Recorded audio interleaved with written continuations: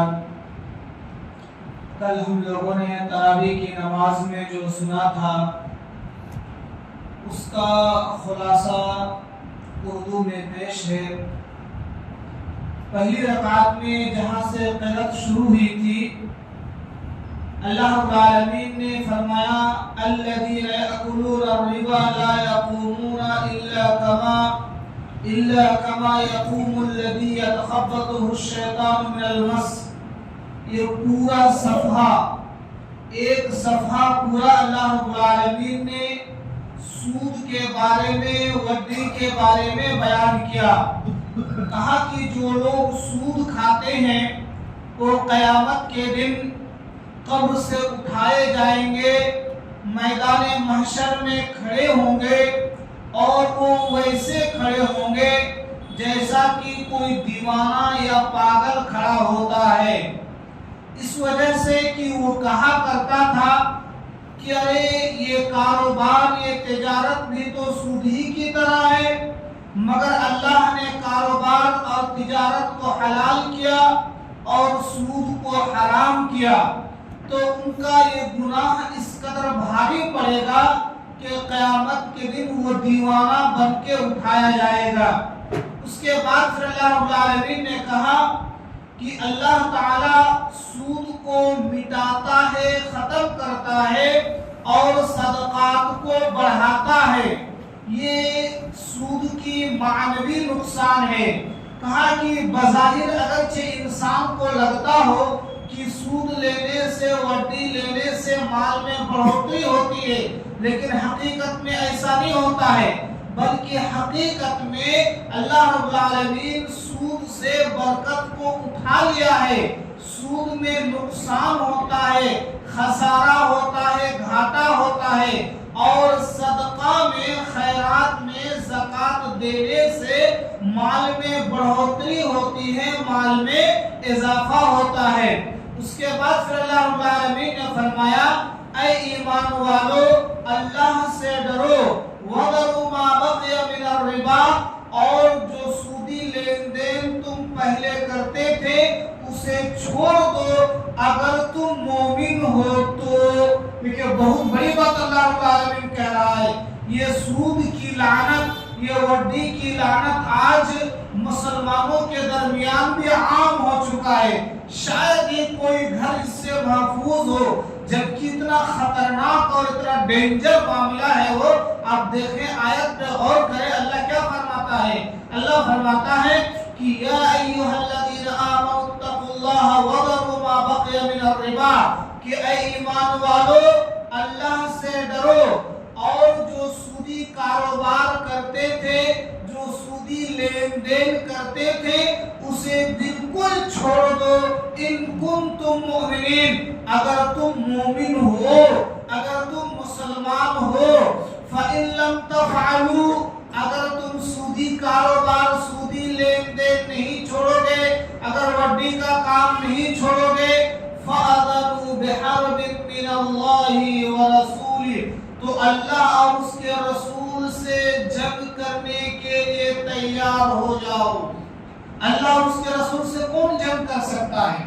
اللہ اور اس کے رسول سے کون لڑائی مول لے سکتا ہے؟ کسی کے اندر وہ پاور ہے کہ اللہ اور اس کے رسول سے لڑائی مولے؟ ہرگز نہیں اللہ اور اس کے رسول سے لڑائی کر سکتا ہے۔ تو جب لڑائی نہیں کر سکتے ہیں تو اس کو چھوڑ دیجئے، یہ بہت ہی خطرناک اور ڈینجر ہے۔ اور نبی صلی اللہ علیہ وسلم نے حدیث کے اندر فرمایا، سنن ابن ماجہ کی حدیث ہے، علامہ البانی نے صحیح الجامع کے اندر صحیح قرار دیا ہے، کہا کہ الربا 72 بابن، کہ سود کے 70 پر 2 دروازے ہیں، ادناہا او ایسرہا، سب سے کم درجہ، سب سے کم گناہ یہ ہے کہ مثل ان ینکح الرجل امہ، کہ نعوذ باللہ آدمی اپنے ماں سے نکاح کرے، شادی کرے۔ سب سے کم 70 پر 2 دروازے ہیں سود کے، اور سب سے کم گناہ، سب سے کم درجہ یہ ہے کہ آدمی اپنے ماں سے نکاح کرے۔ ماں سے نکاح آدمی سوچ بھی نہیں سکتا، اتنا بڑا اور گھنونا جرم ہے، اتنا بڑا اور گھنونا جرم ہے، لیکن ہم سود لے کر کے اس کو انجام دیتے ہیں، وٹی کھا کر کے اس کو ہم انجام دیتے ہیں۔ اور دوسری حدیث مسند احمد کی حدیث ہے، نبی صلی اللہ علیہ وسلم نے فرمایا کہ درہم الربا یأکل الرجل وهو يعلم اشد من 36 زنیہ، کہ سود کا ایک درہم، ایک روپیہ، یہ جو آدمی جان بوجھ کے کھاتا ہے 30 پر 6 مرتبہ زنا کرنے سے بھی زیادہ بڑا گناہ ہے۔ ایک روپیہ، ایک درہم اگر کوئی کھاتا ہے جان بوجھ کر سود کا، تو کہا کہ یہ 30 پر 6 مرتبہ زنا کرنے سے بھی بڑا ہے۔ سبحان اللہ، کتنی بڑی بات ہے۔ احادیث کے اندر اس کی اور بہت ساری وعید آئی ہوئی ہے، انشاءاللہ کبھی موقع ملے گا تو تفصیل سے بتاؤں گا۔ بس اتنا یاد رکھیں کہ سود یہ وڈی بالکل حرام ہے، اور اس کی جتنی بھی شکلیں بنتی ہیں وہ سب شکلیں حرام ہیں۔ اس کے بعد اللہ رب العالمین نے کہا وَإِن تُبْتُمْ فَلَكُمْ رُؤُوسُ أَمْوَالِكُمْ، اگر تم توبہ کرو گے تو جو مال تم دے کے رکھے ہو سود میں، تو صرف جو اصل مال ہے، جو اصل مال تم نے دیا تھا وہ اصل مال لے لو اور سود کو معاف کر دو، اس کو چھوڑ دو۔ اس کے بعد دوسرے صفحے میں قرآن کی سب سے بڑی آیت آئی ہے، قرآن کی سب سے بڑی آیت، اور قرآن کی سب سے بڑی آیت کیا ہے؟ اس کو کہتے ہیں آیت دین۔ آیت دین، دین کا معنی ہوتا ہے قرض، دین کا معنی ہوتا ہے قرض۔ دیکھیے قرآن کا اسلوب دیکھیے، اللہ کا طریقہ دیکھیے کہ پہلے سود کو حرام قرار دیا، کہا کہ یہ بہت بڑا گناہ ہے۔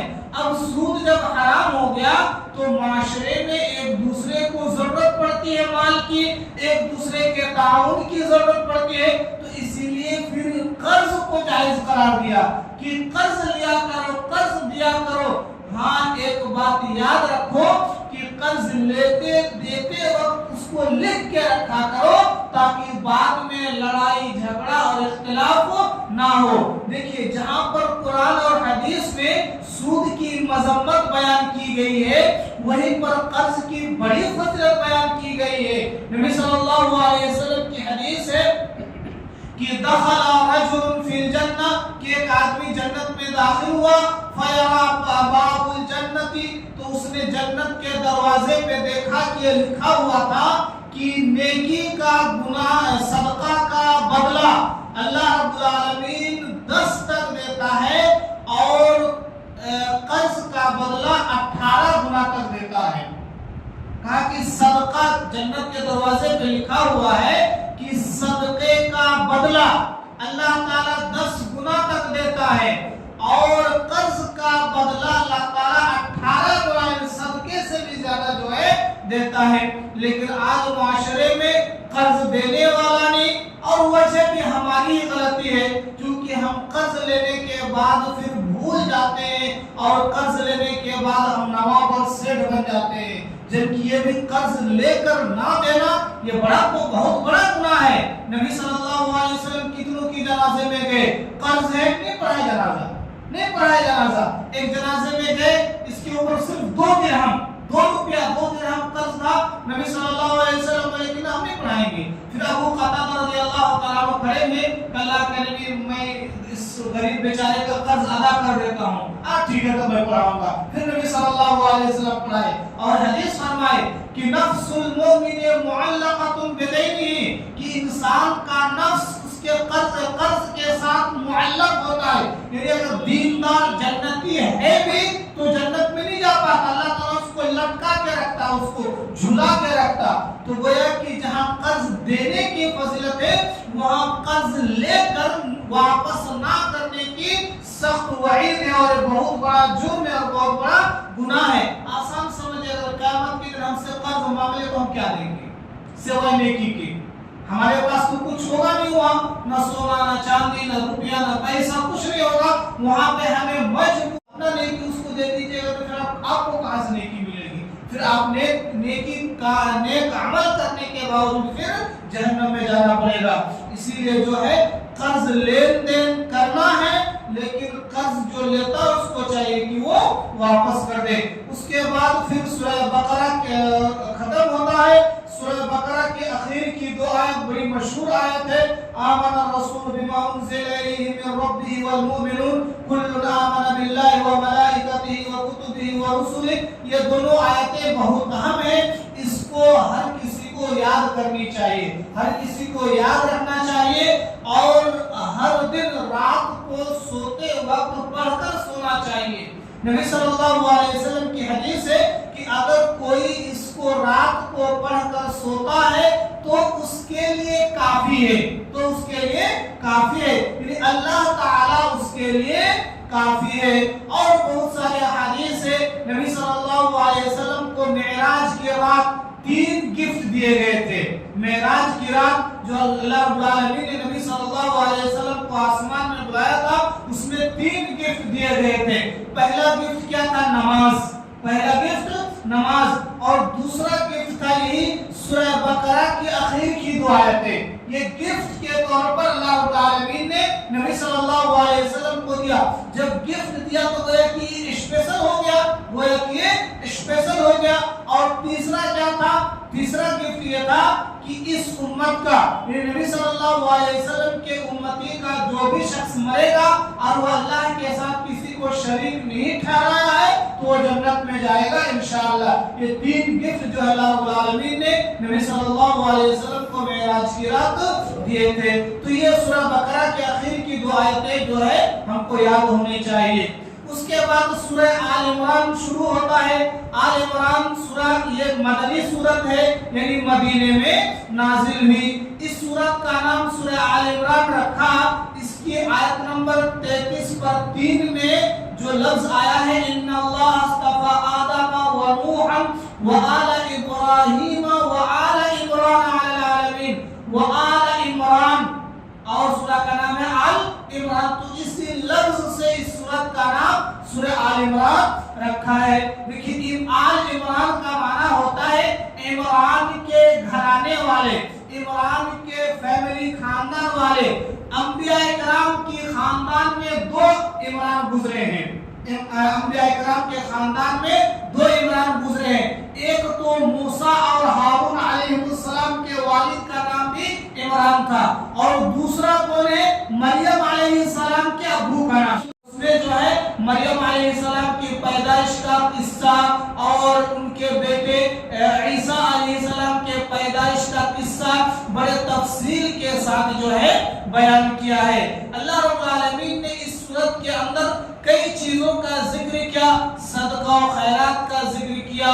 اس کے بعد ایک چیز اللہ رب العالمین نے خصوصیت کے ساتھ کہا کہ مومن کے لیے جائز نہیں ہے کہ یہ کافروں سے دوستی کرے، کافروں سے دوستی کرے. دیکھیے یہ ہم دارالحرب ہندوستان میں رہتے ہیں، ہمیں ان سے لین دین کرنا ہے، ہمیں ان سے تعلقات رکھنا ہے، لیکن اس قدر نہیں کہ ہم آپس کی جو راز کی باتیں ہیں، ہماری مسلمان کی جو راز کی باتیں ہم ان سے جا کے شیئر کرنے لگے، یا مسلمان بھائی سے زیادہ ان سے ہم جو ہے محبت کرنے لگے. یہ نہیں ہونا چاہیے. ہاں ایک ملک میں رہنے کی وجہ سے، ایک پڑوس میں رہنے کی وجہ سے ان کے جو حق ہے وہ حق دیں گے، ان کا خیال کریں گے، لیکن اپنے مسلمان کو چھوڑ کر ان کو سب کچھ سمجھنے لگیں گے، یہ غلط ہے. آج کتنے لوگ ہیں جو بہت کھلے عام بول دیتے ہیں ارے بھائی وہ غیر والے تو اچھے ہیں، یہ کہنا غلط ہے، وہ کہنا غلط ہے. ارے مسلمان کتنوں خراب ہے لیکن مسلمان تو ہے نا، وہ اللہ پر ایمان تو رکھتا ہے، وہ اللہ اس کے رسول کو مانتا تو کتنوں خراب ہے، لیکن اس سے تو بہت اچھا ہے، اس سے تو بہت اچھا ہے. لیکن بات پہ ہم لوگ بول دیتے ارے وہ بہت اچھے ہیں، غیر والے بہت اچھے ہیں، غیر والے بہت اچھے. ایسا نہیں کہنا چاہیے. اور پھر اس قدر دوستی ہوتی ہے کہ اس کے پڑوس میں ایک مسلمان بھوکا مرتا ہے اس کا خیال نہیں، اور جو ہے دوسروں کے پیچھے جو ہے وہ لگا رہتا ہے. یہ سب ہم لوگ دیکھتے ہیں، محسوس کرتے ہیں، تو ایسا نہیں ہونا چاہیے. پھر اس کے بعد اللہ رب العالمین نے کہا کہ اللہ رب العالمین کے نزدیک صرف دین اسلام ہی قابل قبول ہے. اللہ کے نزدیک صرف دین اسلام ہی مقبول ہے. پھر کہا کہ اللہ گواہی دیتا ہے اور فرشتے گواہی دیتے ہیں اور علم والے گواہی گواہی دیتے ہیں کہ اللہ کے سوا کوئی معبود برحق نہیں، یعنی اللہ رب العالمین ہی کی ذات ایسی ذات ہے جو عبادت کے لائق ہے، جو عبادت کے مستحق ہے۔ پھر اللہ رب العالمین نے کہا کہ عزت کے مالک بھی اللہ اور ذلت کا مالک بھی اللہ۔ اللہ جسے چاہتا ہے بادشاہ بناتا ہے، اللہ جسے چاہتا ہے بادشاہ چھین لیتا ہے۔ تمام بھلائیاں اللہ رب العالمین کے ہاتھ میں ہیں۔ جب عزت کا مالک اللہ، جب ذلت کا مالک اللہ، تو ہمیں عزت اللہ سے مانگنی چاہیے، عزت اللہ سے مانگنی چاہیے۔ یہ غیر کی چاپلوسی کرنے میں، غیر کے پیچھے پڑے رہنے میں عزت نہیں ہے، عزت اسلام میں ہے، اسلام کو فالو کرنے میں ہے۔ بہت سے لوگ ہیں جو غیروں کے ساتھ اٹھنا بیٹھنا ہوتا ہے، چہرے پر داڑھی نہیں چھوڑتے، کیا سمجھتے ہو؟ یعنی وہ غیر کے ساتھ داڑھی سیو کر کے رہنے میں عزت سمجھتے ہیں، غلط ہے۔ ارے ان کو کیا سمجھتے ہیں، ہم کو کیا لینا دینا؟ ہم اللہ اور اس کے رسول کو فالو کریں گے، اللہ ہم کو عزت دلائے گا، اللہ ہم کو عزت دلائے گا، اللہ جس کو چاہے گا عزت دلائے گا۔ تو اسی لیے عزت اور ذلت کا مالک اللہ ہے۔ آپ صرف قرآن و حدیث کو فالو کریں، انشاءاللہ اللہ تعالیٰ آپ کو عزت دلائے گا۔ اس کے بعد پھر اللہ رب العالمین نے کہا کہ قُلْ إِن كُنتُمْ تُحِبُّونَ اللَّهَ فَاتَّبِعُونِی، بہت مشہور آیت ہے۔ کہا کہ اے نبی صلی اللہ علیہ وسلم آپ ان سے کہہ دیجئے اگر تم اللہ سے محبت کرتے ہو تو میری اتباع اور پیروی کرو۔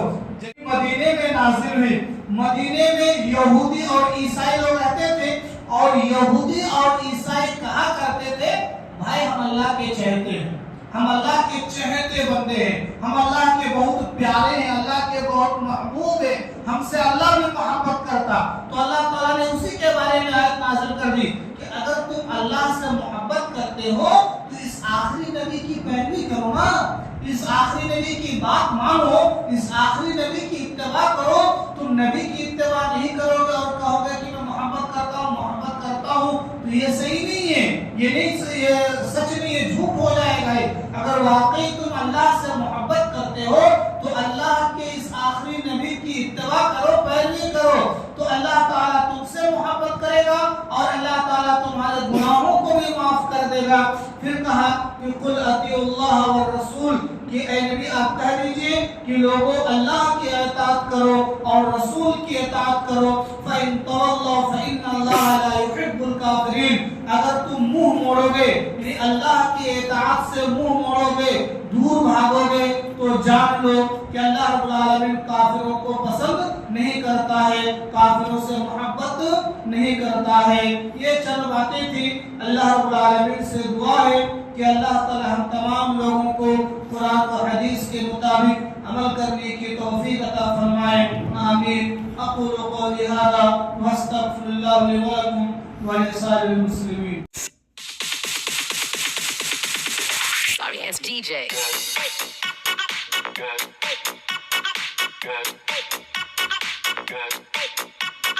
Good.